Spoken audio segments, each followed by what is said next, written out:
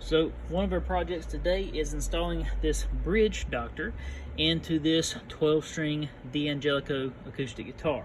Now, unlike a lot of 12 strings, which has one regular set of strings plus an octave higher set of strings, which are much thinner than a regular set, this particular individual, they like to put on 2 full sets of acoustic guitar strings, which puts a lot of extra tension on your top. There's already some top deformation on here and it's starting to warp up a little bit. So what we're going to do is we're going to go ahead and kind of install this before it gets out of hand and hopefully correct some of the issues. Now, this video isn't going to be about installing this. It's going to be about a trick inside the guitar. But while I have it out here, the neat thing with this thing is I'll show you how it works. This piece gets anchored on the back side of the bridge. This piece is actually going to be underneath where your saddle is on your bridge, and then this little rod right here is extendable so that it puts pressure and counteracts against the rotation of the strings, therefore kind of forcing the belly of the guitar back down and reinforcing up underneath where the bridge is. Very genius little gadget, and it works quite well, particularly in situations like this.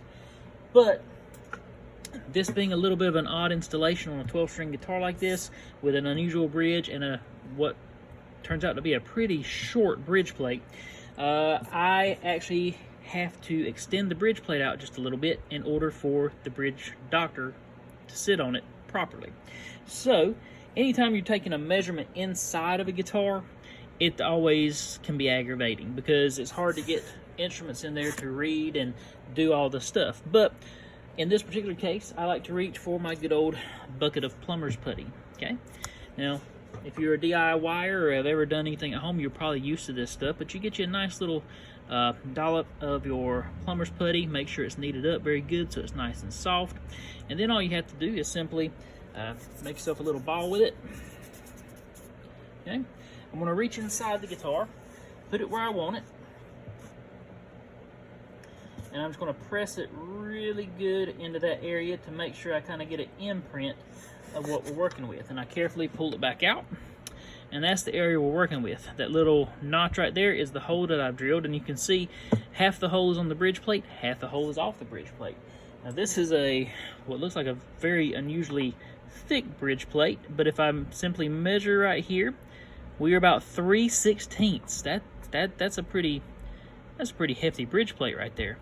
So anyway, now all I got to do is go ahead and cut myself a small little patch to put behind this area underneath there so that my bridge plate doctor right here will sit straight and be nice and sturdily hooked up on there. And yeah, we'll be ready to go. So fun little way to measure stuff. You can also take all sorts of imprints of weird cracks inside. You can see how tall particular braces are, all sorts of stuff, simply by using your little bit of plumber's putty. It also works excellent when you're installing pickups and different stuff like that and you need to hold stuff in place. You can use it for all sorts of stuff. So anyway, fun little tidbit from the guitar shop. Hope you enjoyed. I got to get back to work. Have a good day.